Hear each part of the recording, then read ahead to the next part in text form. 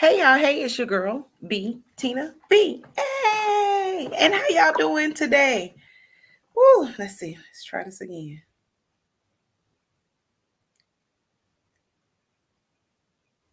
All right. Come on in, come on in, come on in. We should be cooking with hot oil now. Before the grease wasn't hot. You know you can't fry no fish until the grease get hot. Okay. So we done fried the fish up. We getting the grease hot. And we want you to come on in. We waiting on you. We waiting on you. Chime in, chime in, chime in. Let's see what we got going here.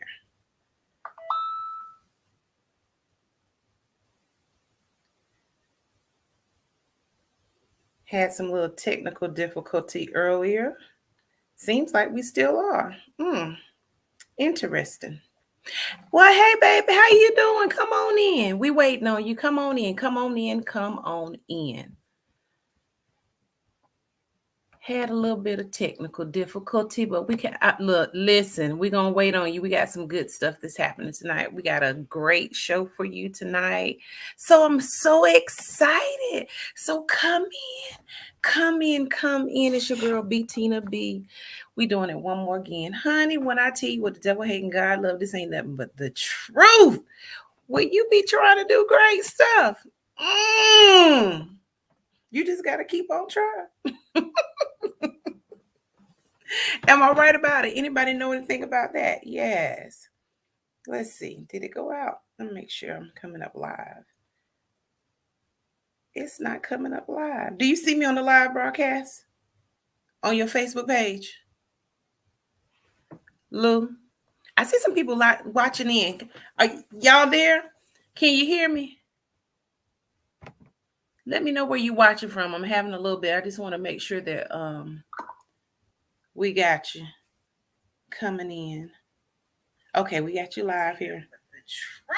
Okay, here we go. I got that one. That's good. And let's see what's happening here on the show. So work with me and I'll work with you.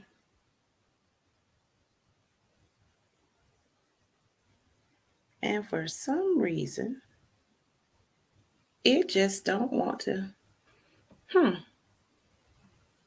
So we just gonna go ahead and how y'all doing tonight? Ooh wee, child, it's been a lovely, lovely day, lovely day, lovely day, lovely day. Come on in, come on in, come on in, come on in. It looks like we got it. We're set to glow, we're set to grow, and I am so excited to have you here with me tonight on the B Tina B show. Yes, I am. We're going live from some dual locations. We had a little bit of issue, but guess what? We're gonna keep on going, and we're gonna keep making it do what it do. So come on in, come on in, come on in, come on in. It's your girl B Tina B. You can join me on IG. You can join me on YouTube. You can join me on Facebook.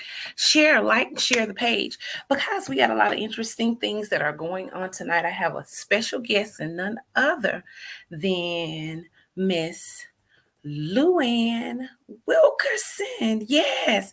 Are y'all ready?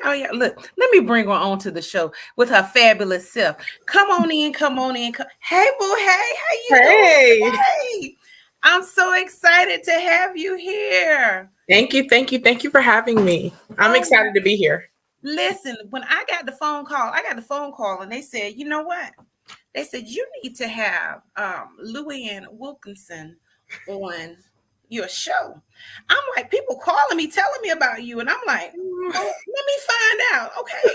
Let me see who this light is, because that's what I mean, they was like, oh my God, you're gonna love her. She has such a great personality. And I mean, we need to know who Lu-Ann is. And I was like, well, yeah, you're right. I want to know who Lu-Ann is. So she want to know who Lu-Ann is. I was like, well, who is this Miss Lu-Ann? And then when I called her, she said, I'm an open book. Yes. I said, okay, open book. All right, now I was like, I'm okay with that. Thank you guys for chiming in and watching the B Tina B show. I'm appreciative of you being here. I'm doing it live stream dually because of some of the technical difficulties that we had. But you know what? The show must go on. Okay, we're gonna stay strong. So, how was your day today? My day was wonderful. Um, Lots of work, and I'm glad that it's the weekend. Even though when you're campaigning, there is no weekend, but I'm No, glad there is there's no the weekend. weekend. You gotta stay with it. You gotta stay on it. It's always a mix and a mingle. It's always you just on the move, on the go. That's why I call it B Tina be on the fly. Cause honey, mm, girl, I have to keep it going, okay? We still got viewers coming in, and I want to give them time because I want them to experience all that is you, all that is Lu-Ann. Because I tell you what, I said this is a great lady, okay? While we're waiting on some more listeners to come in, because I see we got secret. Let us know where you're in the comments. In the comments, let us know where you're watching from. Say hello, North Carolina. Say B Tina B. A. So that's our mantra. Come on in. What do you think about President Biden being in Greensboro, North Carolina on today? I thought that it was wonderful. And I thought that it was even more wonderful that he decided to visit North Carolina A&T and speak there. I love Aggie that. pride. I love that. Aggie pride. I didn't go to A&T. I went to summer camps at A&T, but still, Aggie pride. Look, everybody did something at A&T, even if it was homecoming. It was either Right. homecoming. It was some type of what was the program that my son even went to? A GAMSAC. Yes. I mean, Auntie, I don't care where I go in the world. I don't care where I travel in the world. I find that there are Aggies all over the world. I've been Yes. international. I have been locally. I mean, you get on the bus and somebody come in with a T-shirt that's like Aggie pride. I mean, and the fact that they graduate, I think I think the percentage is like maybe 50 to 80%, maybe 80% of their people. So this is a high number, it might be 70. I'm not 100% sure anymore. But the engineers that come out of there actually work in their fields. Yes. Isn't that amazing? It is amazing. Oh, it's such a testament. It is. They really nourish and push their students. I'm not an engineer, clearly, but I was actually a part of National Society of Black Engineers, and so we worked with A&T. I did a lot of camps there, and I thought that I was going to be an engineer, and I'm not. Can't do all the math and sciences. Now, if I'm not mistaken, you also thought you were going to be a doctor. Okay, so yes, ma'am. I was committed to that. See, I've been. I did. I love the sciences. I did. Okay. I love the sciences, and I thought that was, and that was my way to help people. I'm going to be a doctor. I'm going to help people. I wanted to actually go to Africa with Doctors Without Borders and pack up my stuff, move out there, and help people. And then I started taking all the classes in college, and this is not how I want to help people. So the desire has always been there to help people, just not in a medical field. Just not in the medical field. Not in the medical field. So tell me a little bit about yourself, Lu-Ann. Where are you from? So I was born in Trinidad and Tobago. Yeah, come on, say something in a native tongue, gal. Yeah, yeah. Yes, I'm a Trini. You not know them things right there. Can I get some plantains? Yes, and curry and roti. Yes. I like food. I'm a foodie, y'all. Come through. How about you? I know y'all like that food. Oh, I know I do too. What? Okay. So born in Trinidad, my parents moved here, and went to New York for my dad to go to college. He graduated from Medgar Evers College in New York. And wow. Yes. And then my mom is not a fan of New York to live. And so we came to North Carolina, and I've been in Guilford County since I was 7.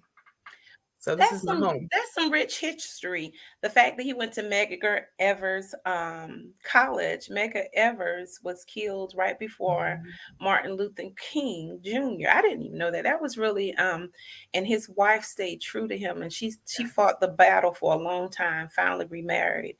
And we lost her a few years ago. How do you feel now, knowing the history of who Medgar Evers was in the community? So because that's where my dad went, I've always known the history, and my dad is a big proponent he's always been a proponent of Black history and knowing your history. And so that has always been at the forefront of my childhood, to always know where you came from and to acknowledge the people who have paved the way and what the sacrifices that they've made. And it always makes me feel honored. I'm going to tell you like a sappy thing people don't know about me. When I go to vote, I tear up a little bit because I remember what people before me, people who look like me, what they had to go through to get the ability to do that. So I'm always grateful. What's the characteristic about Medgar Evers that you can say that you maybe hold on to, or something that your father may have taught you or said to you while, about being at such a prestigious institution that has that namesake?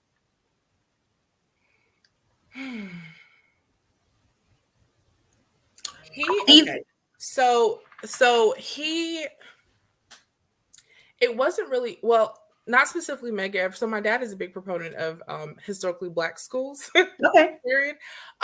But it's Medgar Evers, yes, but it's the contributions of all African Americans, and what we've done to our contributions to our community, and a lot of the sacrifices, and and a lot of times it's not really acknowledged or understood. Like a lot of people don't know about Medgar Evers College. When I tell people, yeah, my dad went to Medgar, they don't know, or a lot of African American people, Black people. Can you educate us on one or two things about Medgar Evers that you would want us to know, or about that college experience that you remember, that your dad talked about maybe? Okay, so I'm not a Medgar Evers history person. Look, you put me on Okay. the spot. But I can tell you about this. I can tell you about it because he speaks about it a lot. Being not only Black, but an immigrant, a lot of historically Black schools have given us an opportunity and given us a chance to become educated in the United States. Mm-hmm. And so he always spoke about it's a hustle. And so, Medgar Evers is in New York. And so he had a young child, me and my brother, and to go to college and want that to come to America and go to college was big for him. And the professors there just embraced him and loved him and supported him. And so he actually was very upset at me that I did not go to HBCU. Okay. So where did you graduate from? UNC Chapel Hill. Okay. All right. Go Tar Heels. Okay. I'm a Tar Heel fan, so I'm really excited. Okay, I'm not mad at that. The diversity is what brings us together, the experiences, and it just in knowing. And I apologize for putting you in the spot like that, because I was just amazed. I was like, wait a minute, hold up, what? Medgar Evers College, because a lot of people know who Martin Luther King is, but a lot of people are not aware of Medgar Evers, who stood right there with him and fought that same fight. But let's get back to you and Lu-Ann. Who are you? Tell us who you are. Now, we know that you were born in Trinidad. Yes. But tell us, what makes Lu-Ann tick? There are many things that make Lu-Ann tick. Oh gosh, that's such a broad question. Okay, so who am I? I am not married and I don't have children, but I have a large family, and so I love my family. I'm very invested in my family and my friends who have become my family. I am very much invested in my community. I love my community. My community is what built me up, and there's so many people along the way in Guilford County, in Greensboro, and High Point who have built me up along the way and supported me and loved me. And so I'm very invested in seeing my community do well and flourish. And I want to be a part of that. And whatever good seeds I can sow, I want to do that. I don't know. I'm just a multifaceted person. There's so many different layers to me. Okay. So let's peel back a couple of layers. Okay. What is it that you like to do? Where would we find you on your favorite thing to do? So I love being around people and I love talking to people and meeting people, but I also enjoy my me time. So outside of campaigning, if I wasn't doing this, and a lot of people who are close to me know, I love to stay home and read. I love Okay. to travel. Okay. Um, I like to, I think traveling is my number one. Before the pandemic, I was gone about every month. I just enjoy going to different places and experiencing new cultures and different people. I've been as far as like Singapore. Like Hmm. I love to travel. And I think I get that from my mom. I'm just low key. I just like to chill Okay. because I do so much during the week for work and, so. Okay. So we know that you had aspirations of helping people and you decided that you wanted to be a doctor, but getting into those classes, and sometimes that's what happens in life. Mhm. We have an idea of where we want to be, and then there's a pivot that happens. And Yes. so you said, I don't want to do that anymore. Where did you go next? So I was at UNC Chapel Hill and I was taking all of these science classes and I wasn't feeling connected. I wasn't connecting with the work. And so I was like, what do I want to do? And so there I went to my academic advisor and I said, I don't know if I'm built for this. And she said, no, you just have to find your thing. And, she said, what classes do you love? And I love sociology. I love learning about social systems um and how they impact our community and how they impact people like me. And she said, do sociology. And I went to my Caribbean parents and they were like, what is sociology? I'm like, I like it. And so I did that and I loved it. But then when I graduated, I was like, okay, so what do I do here from here? Okay. And so that took you on what career path? So when I graduated college, it was in 2008, and we were in a whole recession. And so I actually worked retail. I remember that. I worked retail, and actually it is a blessing. I learned so many things from it. To this day. I worked at Kohl's. I don't know if anyone I did. And I when I first did, I couldn't stand it. I could not stand it. And and then I started learning things and I started I became a manager. I was promoted there and became a manager and I loved it. I started learning about numbers and reaching financial goals and doing cash and learning how to like lead people and manage people. And so I enjoyed it. And I had applied for the Guilford County Clerk's office, and I got an interview, and I was like, I don't even know what a clerk is. But I went Oh, for the. wow. I did. So you got on job training. Yes, yes. Um, I had an opportunity to either grow with Kohl's, actually like as a store on a store manager path, or go to the clerk's office. And at that time, I was like, "Ooh, it's a government job with benefits. I'm good. I'm gonna apply, and I'm going there. I'm gonna figure Okay, it out." listen, I understand a government job with benefits. What? Yeah. I ain't got to know what I got to do. I'll just learn what I need to do. Okay. And this So very you were much that, open. So yeah. you were open to learn. That's what I hear from you. First thing I hear about Lu-Ann Wilkinson is that she's open to learn, and being open to learn opens up doors of opportunity. Yes. Started off as a doctor. She wanted to be a doctor, y'all, and she was like, I don't want to be bothered with all that blood and guts and gore and all this stuff like that in those studies. I'm sure. And Yes. now you're saying, a government job. Ain't nothing like a good government job with some benefits until state closed down and stuff.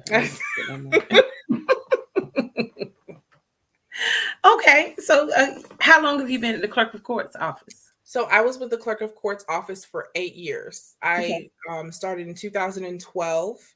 And during that time, I worked in the courtroom. I worked on the counter serving the community, and I loved it. And I learned a lot of different aspects about the clerk's office. It is very much a job. When you meet someone or when someone starts, you can tell if they're going to get it or not. You can tell if they can clerk or not. And so I loved it and I learned it. I absorbed it. And I had a lot of older coworkers. With the state, you have people who work there 20, 25, 30 years, and they drop a lot of knowledge on you. And I was receptive and I took it and I grew. And then I became a supervisor. And then I actually left the clerk's office in 2020, December of 2020. Okay. So what made you, and where did you go then? I went to Family Service of the Piedmont. I was offered a position as a program coordinator for the Adult Victim Services division. And so I supervise a staff who help community members navigate like the court system and social agencies, other social agencies who are experiencing domestic violence and sexual assault. Oh wow. Yeah, That's a lot. That's a it lot. is a lot. So how did you get back to the clerk of court office? What made you want to run now? What is it? And let's explain a little bit before we go into that. I want you to explain to the people exactly what the clerk of court does, because this is a election that really means something. This election during these time periods, you guys are the decision makers for the community, for the constituents of Guilford County. And so these are the elections that get overlooked. Now, tell me, right, they are. And this year they're coming early. They're coming early. And so this month we got to get ready to know who's out there and what they have to offer. So tell us exactly what the clerk of court does for the community, so those that don't know or may not be aware can take that all in. So the clerk of court is the official record keeper of the courthouse. So, and I always say this, because when I introduced myself as a candidate for clerk, that's my first question. And so I explained they're the heartbeat of the courthouse. All paperwork typically starts there, especially civil. You pay your court fines and fees there. You can get your court dates there. You get copies of court documents. There are estate hearings there, special proceeding hearings, adoptions. And so the clerk does a lot. Jury duty, they will do the orientation for jurors. They will check them in, assign them to courtrooms. The clerk is a multifaceted office. And so there are many great men and women in both Greensboro and High Point who rise to the occasion every day and help the community in that way. So now that what made you run for clerk of court now? So I always loved the clerk's office. I did want to, I always loved the clerk's office. I love the work that I did. I love the people that I work with. And then I got the opportunity at Family Service, and I've actually learned a tremendous amount about sustaining agencies and staff on a bigger level. And as I have been helping community members navigate the court system, I've seen gaps where we need to have a leadership with a vision that is a little bit stronger, that wants to make innovative changes for our community. It's 2020, and my thing now that I've started to run, I'm going to say this, I'm starting to pay attention and listen a little closer. And so when people tell me, well, I've been in this position for this number of years, my next question in my mind is, what have you done? I think that public service is just that, it's service. You are serving the community.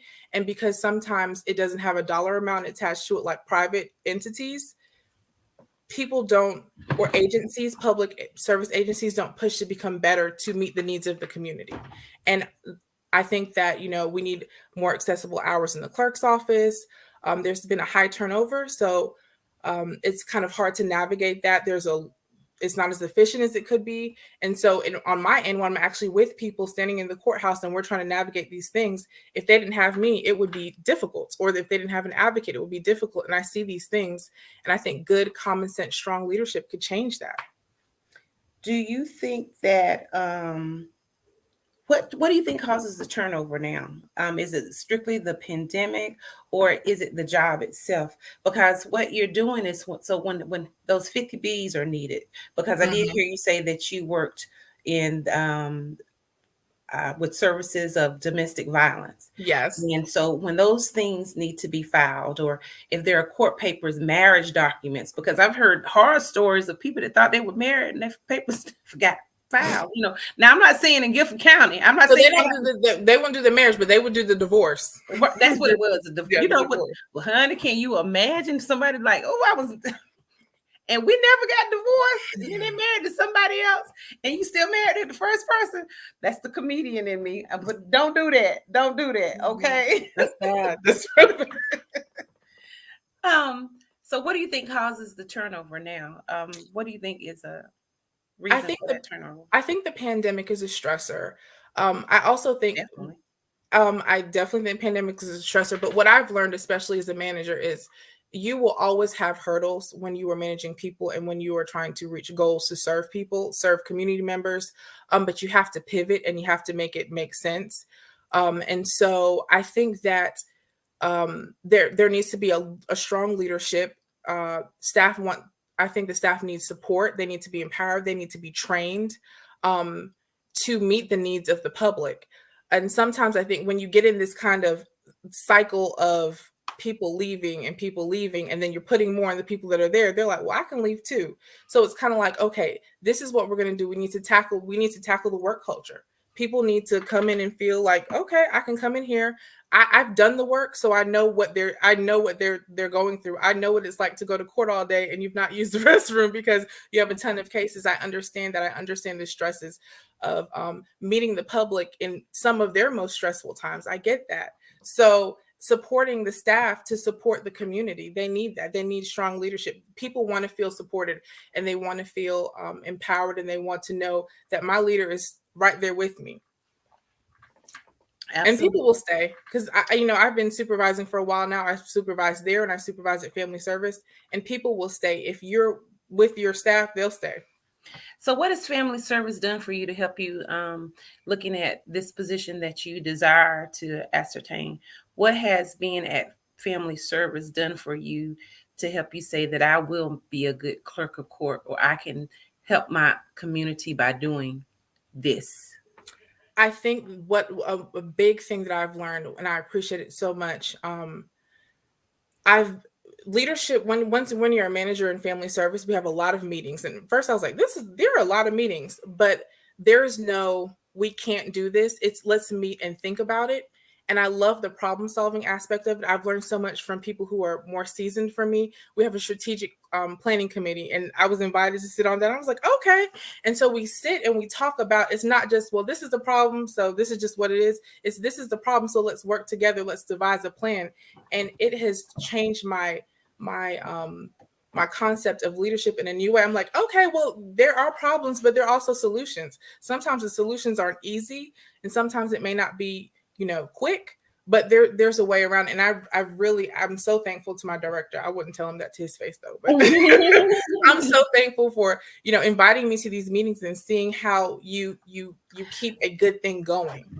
It's funny that you said that. You said you got invited to the table, and sometimes all Yes. people need is an opportunity. An Yes. opportunity will go a long way because it broadens someone's horizon, because seeing is actually believing. And it's funny how, when I think about your story, when you said, I've always wanted to help people, I thought I was going to be a doctor, but here I am at the clerk of court, taking care of the things that are behind the scenes, because the things that are behind the scenes are just as important as the things that are in front of the scenes. Yes. How many times have we seen, oh my God, this is run so smoothly, and they're doing this and they're doing this and they're accomplishing this, but they don't know that because the things that they had to do behind the scenes were the things that were it helped them to create atmospheres that anybody could come in and be conducive in. So Yes. tell me this: what do you think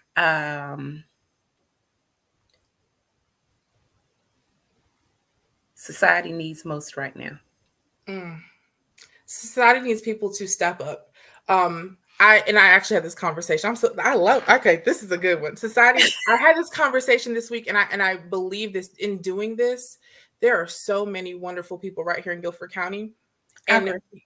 and I we love my city. Now I'm from High Point. I Let me love tell you High something. Point too. Listen, let me tell you something. I mean, listen, we're not perfect. We're not great. We're the international city, and I love my city, and I want my city to grow because there are some great people out in the community, and we look differently. Mhm. We have different backgrounds, we have different thoughts, but I know that once we come together, that when we come together, we do Yeah. such great things. But we have to communicate, and that's what I'm here to do, is to connect the community together, because I do love our city. But go ahead and tell us what Yes. society means, because I had to shout out my city. Yes, High High Point. Point is Go amazing. High Point. I've been visiting High Point a lot during campaigning, and High Point is amazing. High Point is amazing. I'm gonna get back to High Point because I do. I love High Point. Okay. And High Point has a lot of amazing little restaurants that you would never know about. But yes, so I think that our society needs people to step up. There are, and it's scary. It is. It can be scary. Let me tell you, this running for clerk of court for me, I would have never 10 years ago, someone said, you know what, you're gonna run for clerk of court. No, I'm not me. But sometimes the things that when we want to see a change, and we'll sit at Sunday after church and we'll talk about it, or we'll sit at dinner and we'll talk about, this bothers me and I think that we should do this. We all need to at some point say, you know what, this bothers me. I have kids and I don't like this. I'm running for school board. Or this bothers me. I'm going to start this. Like, I want us all to activate. That's what I want us to do. I want us all to activate. I like that. Yes, I do. I do.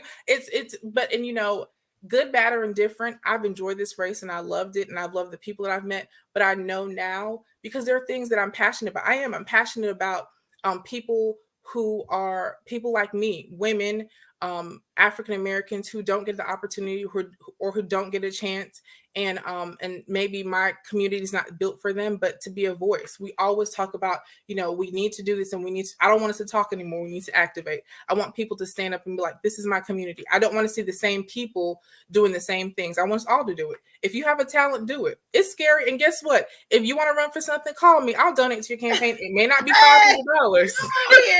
Come on, a woman of action, y'all. Do you check her out? She's a woman of action. It's funny that you say that, because I had just did an interview with Roz Miller. She is a expert maker. She's a TV personality that's been on several different platforms. CNN, I think it was NBC. It was just several different platforms out in New York. Okay. And I got the honor to be in her presence. And we talked about imposter syndrome, and I can tell that you don't have it. Let me tell this, and I'm telling you, I'm grateful for this.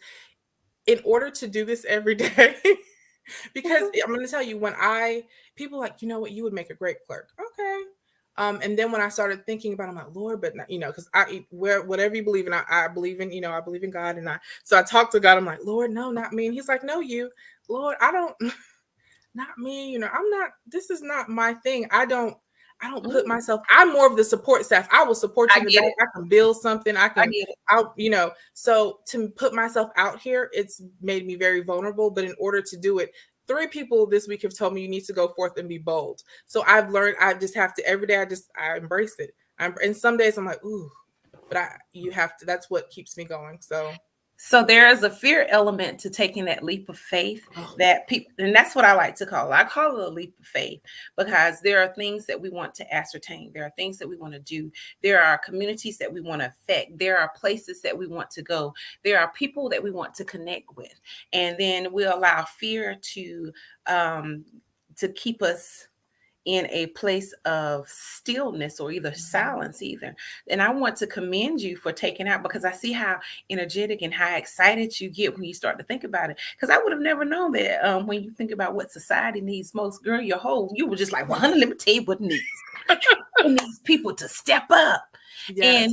And take a leap, and at least bring an awareness. Because when you bring an awareness to something, it opens up the eyes, and maybe it is for you to do, and maybe it's for somebody else that's in that position to do. But you've done your job because you said something. I want to applaud you for that. 2 snaps, and I like that. Yes. Now, you will, like I said, you want to talk about this wonderful city of High Point, North Carolina, the international city. Yes, the furniture capital of the world. Yes, let's shout them out. Yeah. High Point is amazing. I do. I love High Point. And so actually with Family Service, they put me in High Point. They said, well, we're going to start you off in High Point. I was like, I mean, I live in Jamestown and I drive through High Point. I have loved, even from the clients that I work with, it is just a different energy. And y'all ride for each other. If you're from High Point, it's like, this is my city. I love it. And we've got each other. But High Point is beautiful. And it has these little pockets of just really, I enjoy High Point. I do. I enjoy High Point a lot. I have connected with a lot of great leaders. There are a lot of great. I'm actually a member of the NAACP of High Point, Oh, and okay, they me love too. High Point, and they work. Yes. We every once a month, every Tuesday for those meetings, and they work and they love High Point, and they want to keep the history, and I love that. I love the love that the High Point people have for the city. So Absolutely, and there is a lot of love for the city. So when we diversify, because when you're clerk of court, you're clerk of court for all. Let's yes. talk about those that may not look like us, okay, that Mhm. are not the black and brown skin tones. Mhm. What would you say to them, look, I'm working for you as well? Because being and working in your department in that domestic violence, who do you see mostly that are and if we're being honest about it, when we look at the demographic, what are we seeing? How can you help them? What would you say to them when you say, look, if you elect me as clerk of court, this is what I will make sure that I put a conscious effort to assisting in or doing, or a law that needs to be changed or addressed. I know you don't actually judge Wow. anything. Yeah. You just you Was the might judge be of probate for estates matters, but yeah, but okay. And but that's important. Let's talk about estates. So what do you mhm. do for the estates with the clerk of court? Let's talk So about that. the clerk of court actually they process estates, and they have they are the judge of Mhm, probate, excuse me. mhm. And so they have hearings, and it's probably one of the most difficult I'm not gonna lie, one of the most difficult um parts of the clerk's office, because you are helping community members in when they are probably experiencing tremendous loss. Right. And it's the paperwork is meticulous, and Yes, it is. and it's just it's tough. So they help process and work through that. I will say that, the state's division in Greensburg currently is on their third supervisor there. So I think that office needs to stabilize as well. You need a good solid um leader in that department who understands the states and knows the states, and can be there and lead that staff for people in our community during that time, um, because it's important. I'm going to say all the offices of the clerk's office are important, but that one's very important. Um, do you want me to circle back to your other question? Yes. Like, You're I'm trying on to it. do everything. Trying to do that. Look, take your time, because what I really want people to do is just see your gregarious personality. Oh, It is. You have good energy.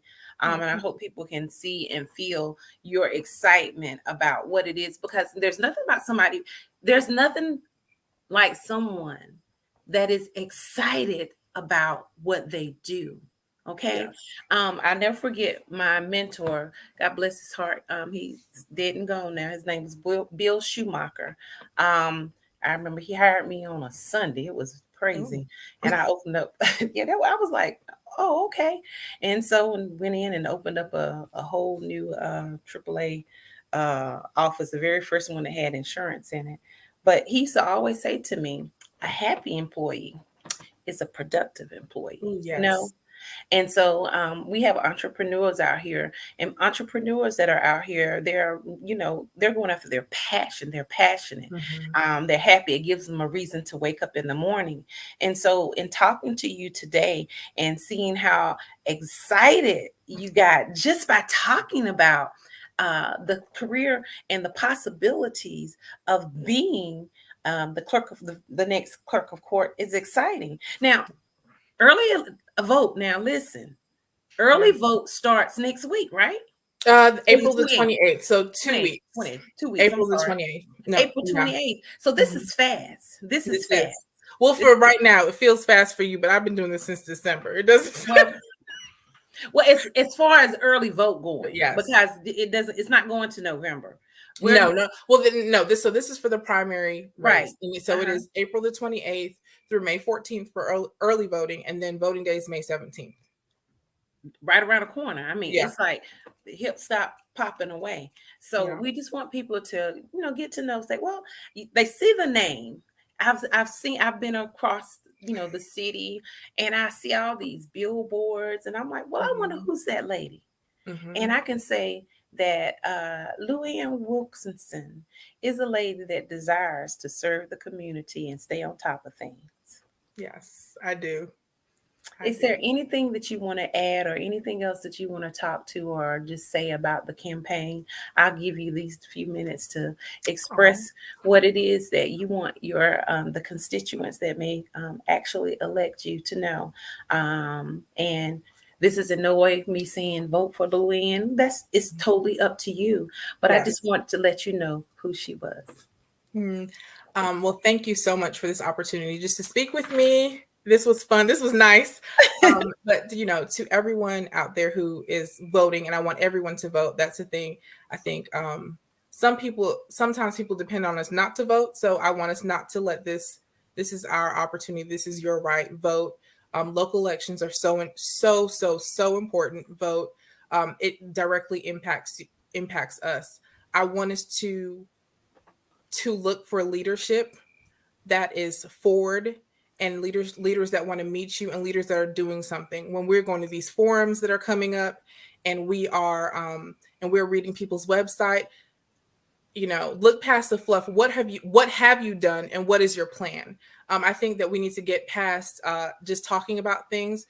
You deserve the community, as community members of Guilford County, you deserve someone who's going to work for you, who in 4 years can say, I've done X, Y, and Z for you, for the community. And that's what I plan to do. I have my 1 year, 2 year, 3 year, 4 year plan. And I hope to be the next clerk of court. And when I do, I'm going to work. I'm a worker. And because I believe in our community, and we deserve that. We deserve the best judicial system, because you might not need it today or tomorrow, but at some point you're going to have to cycle through there. Someone who's going to cycle through there, and it should be a good experience, because at the end of the day, that's our office. That's your office. And so, if you want to talk to me, email me. I love to talk to people. That's my thing. Outside of my me time, I love to talk to people in the community. It's been amazing. We have amazing people here. I am so excited. So how can we connect with you if the community wants to connect to you and say, hey, you didn't answer this question, but I do want to know this, or how can you help me navigate through this particular situation, because you seem to be well versed in it. How can they connect with you? You can connect with me via email. Email is great. I've actually gotten a lot of emails here lately, which is nice. I like that. I like that people are looking me up and wanting to know. So emails Wilkinson, my last name, WILKINSON, for the number 4 clerk @gmail.com. If you go on my Facebook, it's at Wilkinson 4 clerk, and it's the 4 FOR clerk, and you can send me a messenger or message. And you can go to my website. People send me messages on my website, www.wilkinson4forclerk.com. Is that the number 4? It's the word for FOR. Oh, I'm sorry. Let me change. No, I think you had it right. Was it right? Let me look. I was like, oh, geez, I'd have messed up. I thought that's right. My Gmail has the. You got it. Okay. You on it. You kept up. Go, Tina. Go, Tina. Hey, I'm rolling over. Y'all see my rolls over here? I'm like, okay. No, I don't see any.